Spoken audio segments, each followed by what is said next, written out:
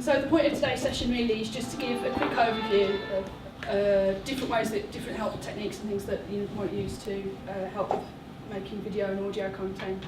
There's going to be some tip sheets available, but I've not done them for today. They'll be available on the Storify on Monday.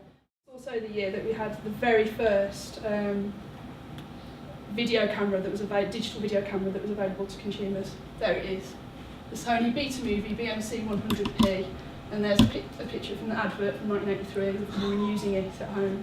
It cost £1,000 back in 1983, so I reckon that's about £2,500 by today's money. It would record 3.5 hours of footage onto tape. You needed both hands to operate it, as you can see. It had absolutely no auto functions whatsoever, so everything was manual. There was no way to play back the footage that you watched on the machine. You had to have a dedicated deck and a screen so that you could play the video back. There was no way of editing the footage.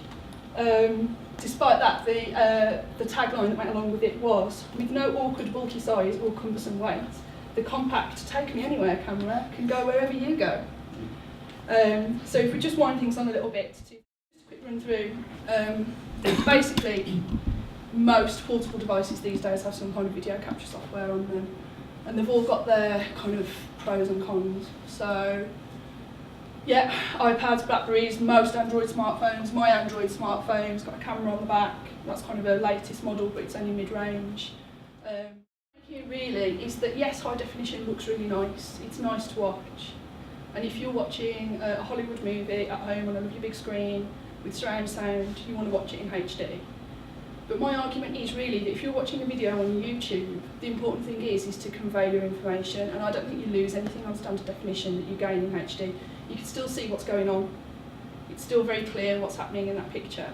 And I think if you're watching the SD as a standalone image, you wouldn't really notice as a viewer that there was a loss of quality there. I mean, we all had standard definition for a long time, so I suppose one of the kind of questions is whether or not it should be used. And I know there were a lot of debates about these things, but obviously I'm kind of pro the use of this technology.